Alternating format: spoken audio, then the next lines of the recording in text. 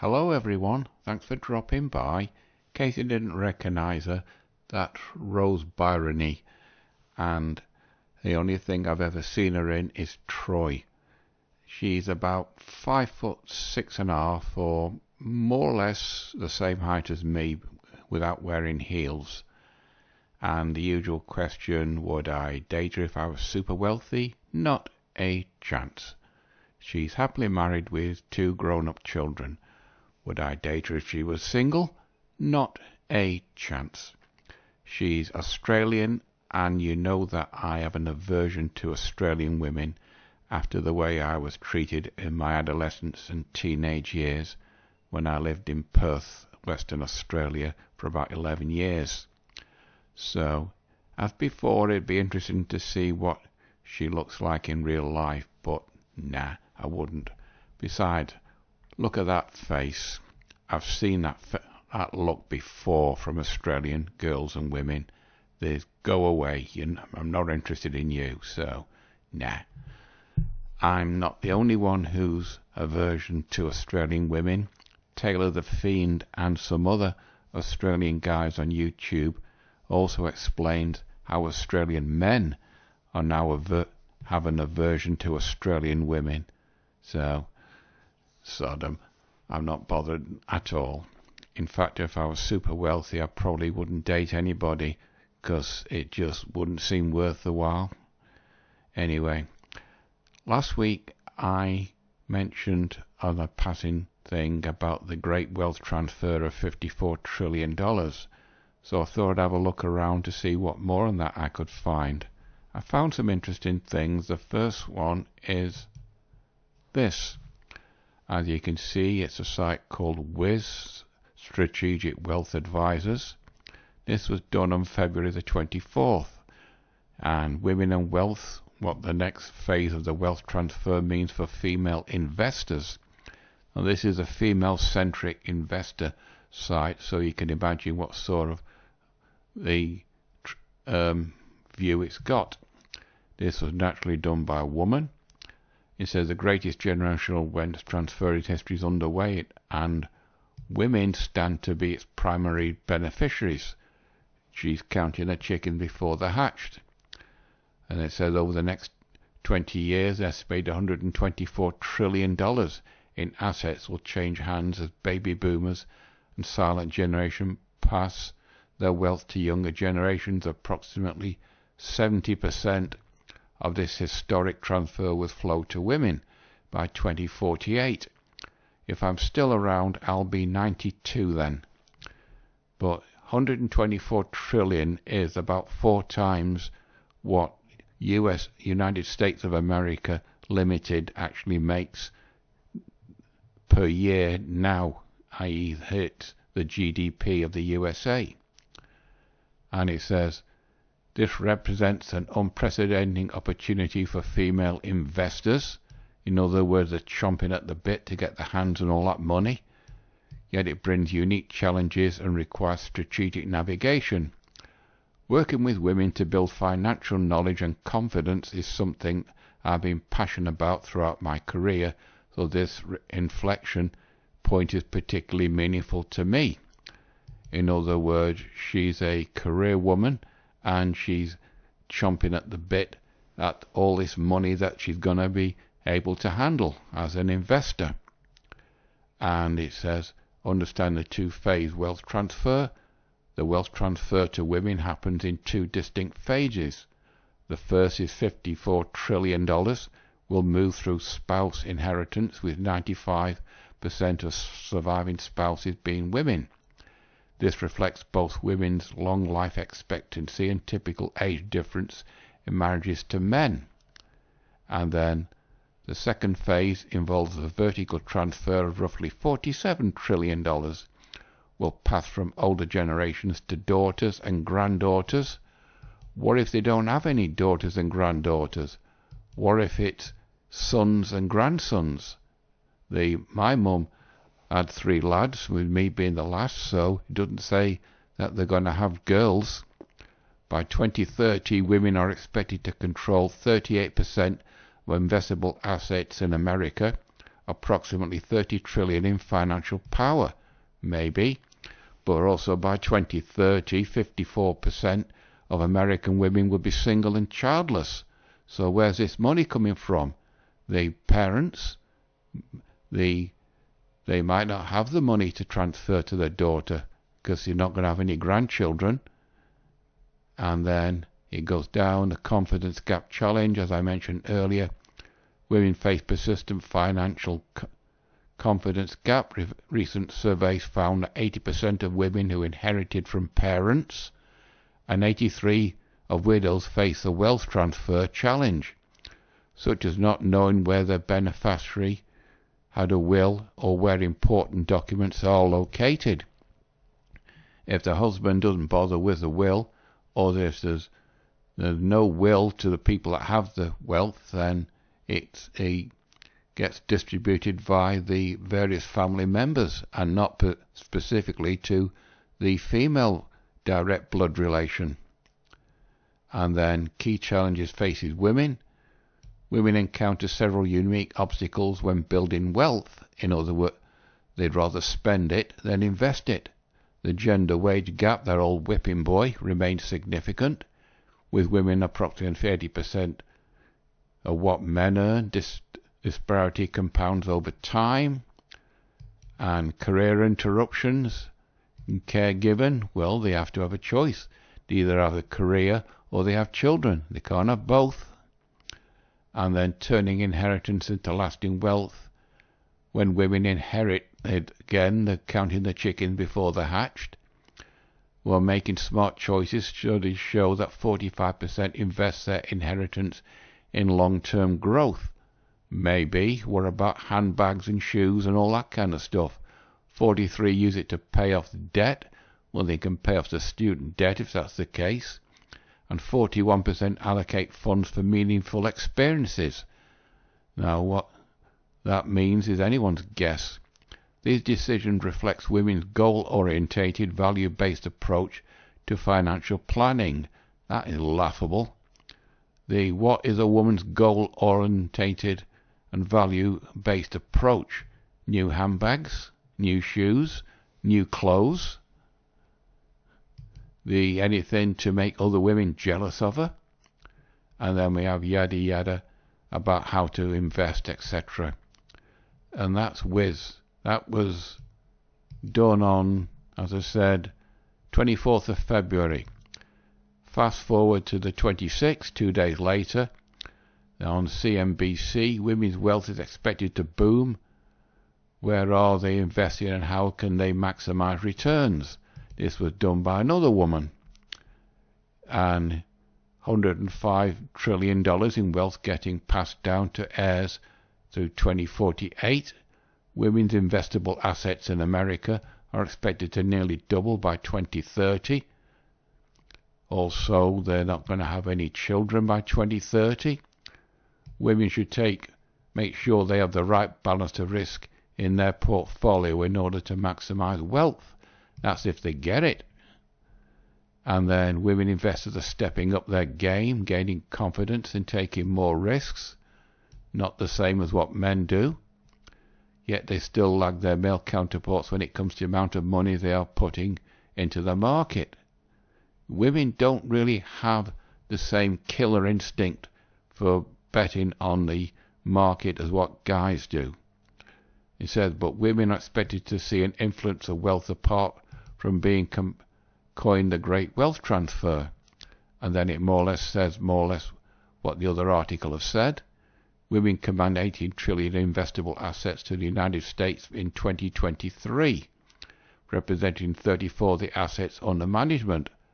That could be via the large amount of divorces that's happening in America. And we've seen improvement in terms of what they're getting more sophisticated, but we have a long, long way to go. And then how women invest. Women are likely to describe their investment approach as conservative. Maybe. And then we've seen improvements in terms of those who are getting more sophisticated, but have a long way to go. In fact, women are learning a little less bloody X. In fact, women are a little less conservative these days and are actually taking a bit more risk. They're also gaining confidence in their ability to invest. And 71% of women said they intended to invest in stock market in 2024, up from 60% the year prior, last year, according to a survey by Wells Fargo. Well, they would say that, wouldn't they? It's their business. And then more yada yada about very investors and how women can do this, that and the other if they get their hands on all that money. And to support that, I found this, Northlab. Now, this was done on March 7th, sorry. What will happen when women control 50% of global wealth? The wealth of the planet will go into a steep decline as the women will just frit it away. And it said so many years ago the title of this article sounded wishful thinking. It is. But we are no longer taking in hypothetical terms. By 2030, again, by 2030, a lot of women in the West will be single and childless. The $34 trillion will pass into the hands of women in America alone, increasing their share of investable to 38%, up from 29% 10 years ago. And then about the great wealth transfer. The trend is not unique in the Americas. Similar developments are underway in Western Europe, though numbers are smaller in magnitude. The change is impressive, whereas women currently hold about a third of assets. $4.9 trillion, their share is projected to increase to 45% by 2030. Again, it's speculation. It doesn't say they're going to get it. Even the best laid plans of mice and men go astray, by Robert Burns. That's in the poem Ode to the Mouse. And it says the feminization of wealth, which gives you an idea where all this money's going to go. Other societal phenomena that affects women's financial influence beyond inheritance. He says if the women are going to get it inherited, women are increasingly stepping into financial decision-making roles driven by factors such as growing presence in high-earning positions and divorce. You notice they slipped that in.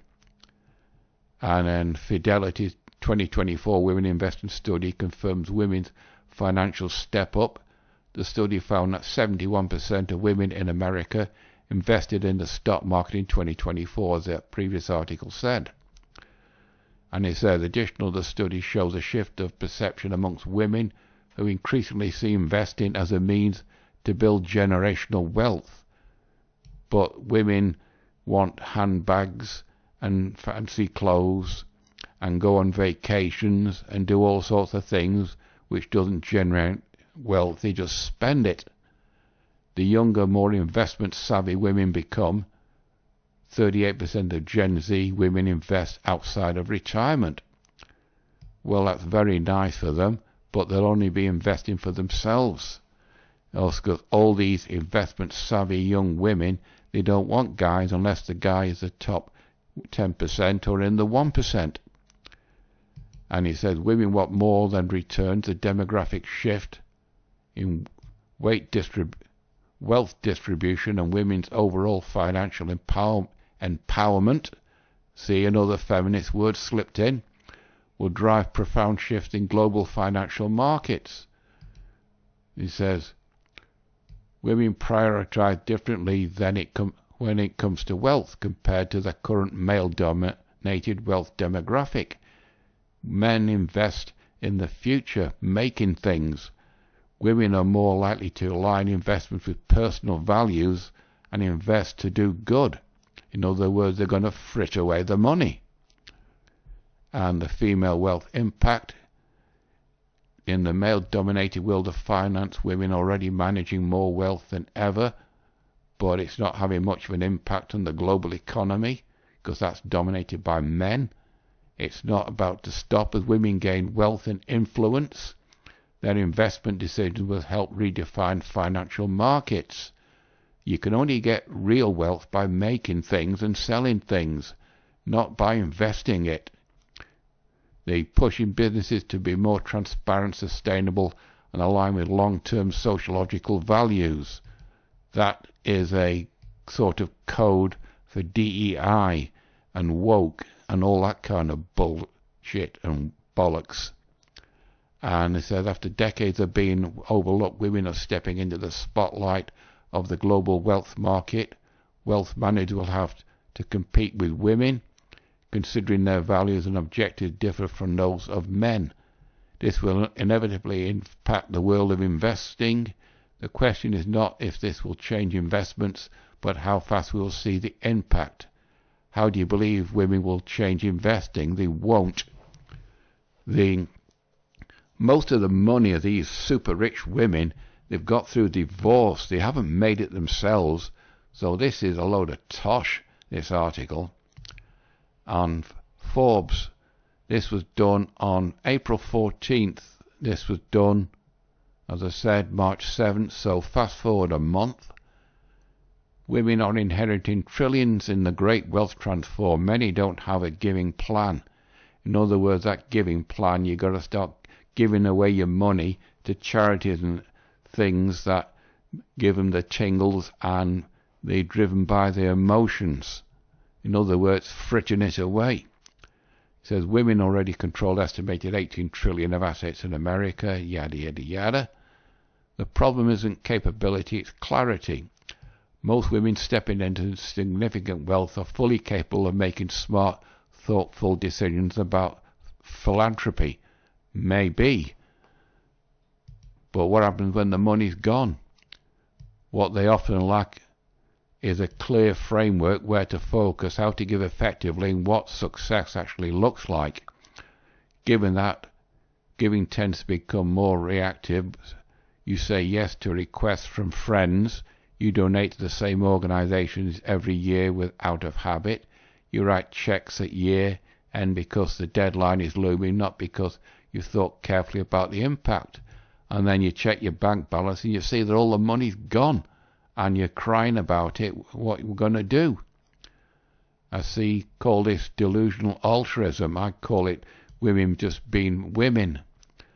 The belief that good intentions are enough. They're not. How do you give matters as much as to how much you give and which causes you support. And then more yada yada. What I tell women who are just getting started, the first thing I tell women about newly responsible for significant wealth is this. Waiting for the right moment is a fallacy. Life doesn't settle down. There is no moment when the kids are grown, if they've got any kids, that is, and the calendar is clear and you finally have time to figure out your giving. The moment is now. And then more yada yada. And he says, finally, every year without a family giving plan is a year missed opportunity to focus, to engage your family, to make difference you actually set out to make. That's if the woman has got a family. Remember, by 2030, 54% of American women will be single and childless. And then, this is the article that I mentioned last week, so I'm not going to go through any bits that caught my eye. Regarding the wealth transfer, I found this, LinkedIn. And she's whittering on about 30 trillion heading for women, again, counting the chickens before they're hatched. The great wealth transfer in history is already underway. 30 trillion of it heading to women.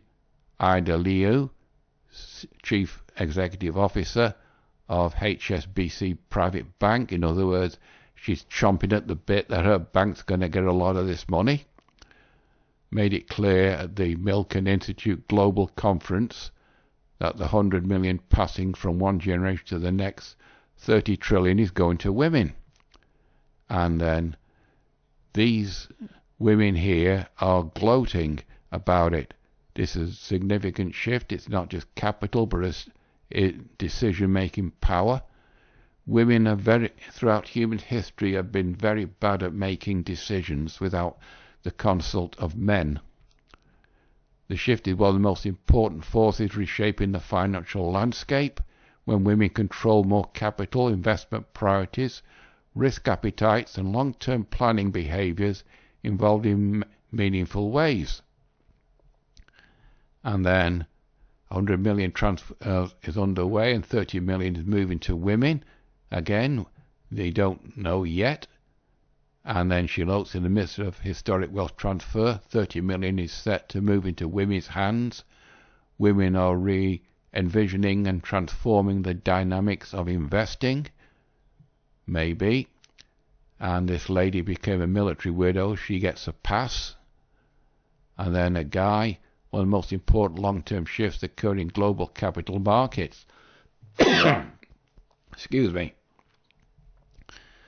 This is not simply a transfer of wealth, but a broader evolution of investment, leadership, decision-making, and now future generations approach capital allocation, legacy, and impact. Again, it's wishful thinking. Another one most of us are never taught now, not in school, not at home, and the secrecy women hold around money has always served somebody else. Talk about it openly with each other. This is where it stands, it's coming, and we have to be ready. Again, they're counting the chicken before they're hatched. And to finish it off, because you've got to log on to get more comments, this is a simp, Theo. Women are holding the keys to the future. No, I believe that you always have, but this firmly puts you in the driver's seat. It is now time to evolve the service models to meet the different needs of women investors. Again, he's just counting his chicken before they're hatched. And the World Economic Forum, that irrelevant talking shop, the great wealth transfer that won't change finances on its own, but wealth owners can. This was done May 5th, and it was written by two women, but I noticed this. Diversity, Equity and Inclusion, World Economic Forums. In other words, didn't earn it on the side of women, thinking that they're going to get their hands on masses and masses of money that's passed down to women. In the next 20 years, trillions of dollars will be passed to inheritances, which much of it flowing to women. The moment can mark a steep change in the administration of global wealth. And then we got all the same talk as what's in the other articles. I'll have to wrap it up because I'm going on 20 minutes now. But to put a spoke in the wheel, I found this. Certification for long-term care. This was done April 7th. Boomers at 80 while the great wealth transfer may never come. It says, the long-anticipated great wealth transfer from baby boomers, that'd be more or less me and my generation, to younger generations may be significantly smaller than expected due to rising healthcare costs, longer lifespans, and ballooning assisted living expenses. While boomers have amassed historic levels of wealth, many are now giving while living, in other words, spending their inheritance to children, but the children are not going to get it when they die. They're going to get it now, and if they frit it away, then it's gone, with immediate needs like housing or choosing to spend their assets on personal travel and expenses, in other words, irrelevant stuff. Ultimately, experts warn that the combination of draining factors and potential tax burdens, because the taxman will want a chunk of it, could mean that much of the projected $84 trillion windfall is absorbed before it ever reaches heirs. So that puts this lot, this,